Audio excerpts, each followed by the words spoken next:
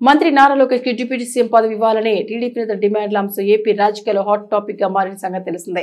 ఈ అంశం కూటమిలో దుమారానికి దారితీసింది. దీంతో ఈ వ్యవహారంపై టీడీపీ హైకమాండ్ సీరియస్ అయింది. లోకేష్ కు డిప్యూటీ సీఎం పదవి ఇవ్వాలనే అంశంపై ఎవరూ మాట్లాడదని టీడీపీ నేతలకు అధిష్టానం ఆదేశాలు ఇచ్చింది. లోకేష్ డిప్యూటీ సీఎం చేయాలని ఎవరు మీడియా ముందు బహిరంగ ప్రకటన చేయొద్దని సూచించింది. ఏ నిర్ణయమైన కూటమి అధ్యక్షులు మాట్లాడుకుంటారని టీడీపీ హైకమాండ్ స్పష్టం చేసింది. వ్యక్తిగత అభిప్రాయాలను పార్టీ పేరు రుద్దవద్దని టీడీపీ హైకమాండ్ తేల్చి చెప్పింది.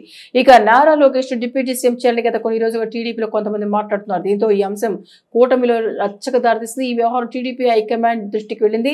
ఇక వెంటనే హైకమాండ్ స్పందించి ఈ అంశానికి ఫుల్ స్టాప్ పెట్టింది. మొన్న కడప పర్యటనలో పొలిట్ బ్యూరో సభ్యులు శ్రీనివాస్ రెడ్డి మొదటిసారిగా బహిరంగ వేదికపై తొలిసారిగా ఈ అంశాన్ని లేవనెత్తారు. కష్టకాలంలో పార్టీ కోసం ఎంతో కష్టపడి పనిచేసిన నారా లోకేష్ ని డిప్యూటీ సీఎం గా చేయాలని శ్రీనివాస్ రెడ్డి అన్నారు. ఆ తర్వాత రఘురామకృష్ణరాజు పలువురు మంత్రులు పార్టీ సభ్యులు దీనిపై మాట్లాడారు. లోకేష్ కి డిప్యూటీ సీఎం పదవి ఇవ్వాలని డిమాండ్ చేశారు. దీనిపై విస్తృతంగా చర్చ జరుగుతున్న నేపథ్యంలో పార్టీ హైకమాండ్ రంగంలో దిగింది. ఇటువంటి చర్చ ఇప్పుడు అనవసరమని తేల్చెప్పింది. ఏ నిర్ణయం తీసుకోవాలన్నా కూటమిలో అందరూ మాట్లాడి తీసుకుంటారని స్పష్టం చేసింది. ఎవరికి వారు వ్యక్తిగత అభిప్రాయాలు చెప్పడం, వ్యక్తిగత అజెండాలో మాట్లాడటం సరికాదని టీడీపీ హైకమాండ్ చెప్పింది.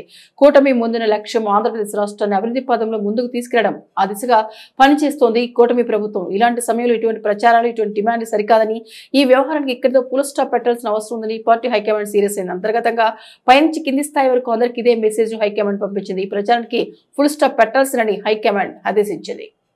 Audio Jungle.